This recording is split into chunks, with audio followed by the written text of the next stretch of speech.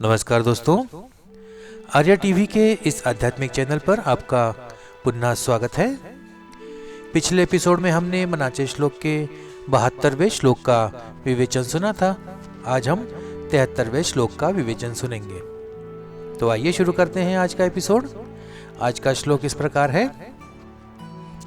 देहे दंडने चे महादुख आहे, महादुख ते नाम घेता न राहे, सदाशिव चिंतितसे देव देवा, प्रभाते मनी राम चिंतित जावा। मराठी भावार्थ सुनते हैं। अनेक प्रकारच्या साधना करण्यामध्ये देहाला मोठे दुःख भोगावे लागते, नाम घेण्यामध्ये तसे दुःख भोगावे लागत नाही।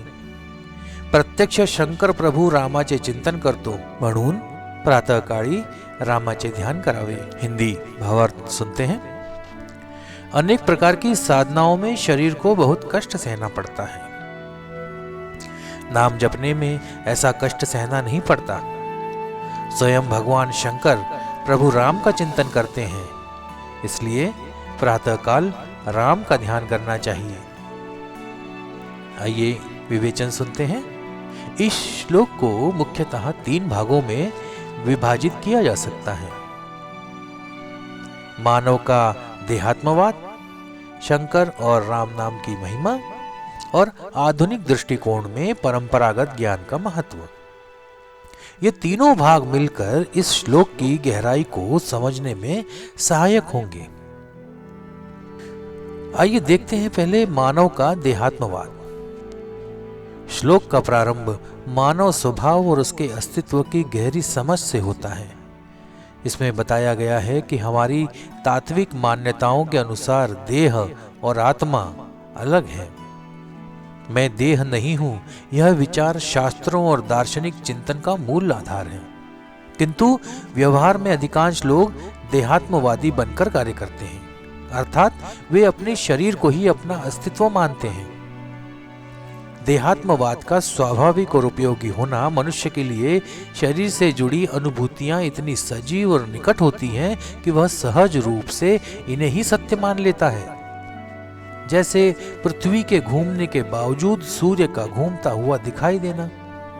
स्वाभाविकता इसमें यह है कि मानव अपनी इंद्रियों और तात्कालिक अनुभवों से प्रभावित होकर देहात्मवादी सोच अपनाता है।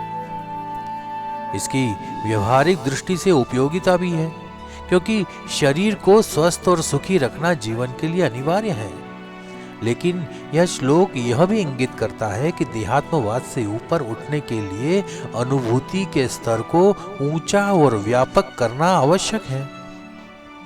इस उच्च अनुभूति के लिए साधना, तपस्या और नामस्मरण का महत्व अलग है।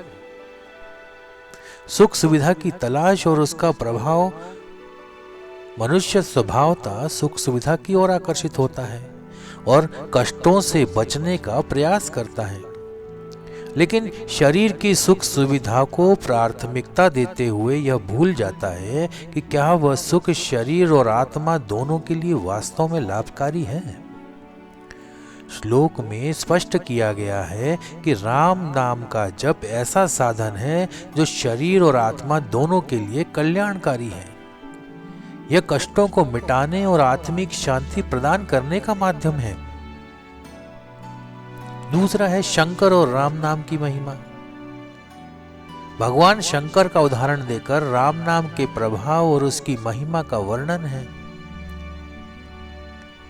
शंकर जी का अनुभव और हलाहल विष का संदर्भ समुद्र मंथन की कथा के अनुसार जब हलाहल विष उत्पन्न हुआ तो शंकर जी ने संसार के कल्याण के लिए उसे ग्रहण किया। इसके परिणाम स्वरूप उनका कंठ नीला हो गया और उनके शरीर में दाह उत्पन्न हुआ। उन्होंने इस दाह को शांत करने के लिए चंद्रमा को धारण किया, सर्पों को गले में लपेटा, हिमालय के बर्फीले पर्वतों पर वास किया।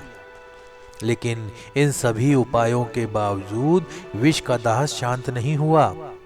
अंततः नारद मुनि के परामर्श पर उन्होंने राम नाम का जाप आरंभ किया। उसके प्रभाव से उनका दाह समाप्त हो गया और तब से वे निरंतर राम नाम का स्मरण करते हैं। श्लोक में राम नाम की शक्ति को शंकर के अनुभव के माध्यम से प्रमाणित किया गया है। कष्ट हरने की क्षमता है इस राम नाम में। यह नाम कष्ट, वेदना और दुख को समाप्त करने में समर्थ है। राम नाम न केवल आत्मिक शांति प्रदान करता है बल्कि शरीर के स्वास्थ्य और मन के संतुलन को बनाए रखता है। शंकर जी का उदाहरण देते हुए समर्थ कहते हैं कि नामस्मरण करते समय देह को कष्ट पहुंचाने का या देह को कष्ट पहुंचने का भय नहीं होता चाहिए, भय होता भी नहीं।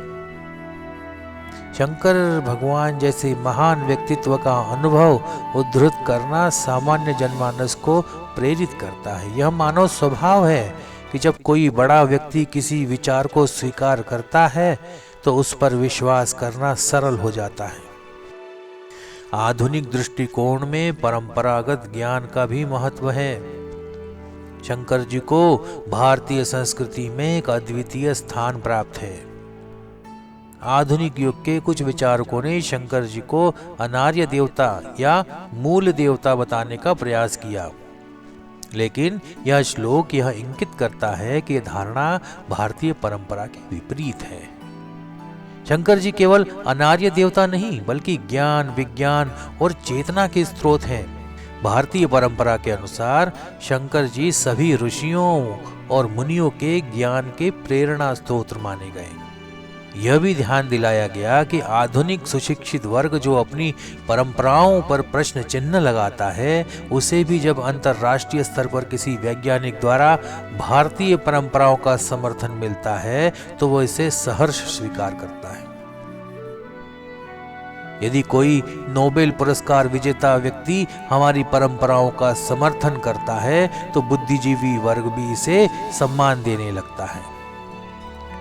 समर्थ ने शंकर जी का उदाहरण देकर यह स्पष्ट किया कि राम नाम की महिमा को केवल धार्मिक दृष्टि से ही नहीं बल्कि व्यवहारिक और सार्वभौमिक सत्य के रूप में स्वीकार करना चाहिए। आज के समय में जहां व्यक्ति तनाव, चिंता और भौतिक सुखों की खोज में भटक रहा है, राम नाम उसे आंतरिक शांति और स्थिरता प्रदान कर सकता है। यह न केवल आध्यात्मिक दृष्टि से बल्कि मानसिक स्वास्थ्य के लिए भी उपयोगी है। राम नाम केवल एक धार्मिक प्रथा नहीं है बल्कि यह मानव के संपूर्ण अस्तित्व के लिए एक साधन है। यह आत्मा को उन्नति की ओर ले जाता है और शंकर जी के उदाहरण से हमें इस पर विश्वास करने के लिए प्रेरित करता है। तो आज का विवेचन यहीं समाप्त करते हैं। मिलते हैं अगले एपिसोड में एक नए श्लोक और उसके विवेचन के साथ। तब तक के लिए जय जय रघुवीर समर्थ। नमस्कार।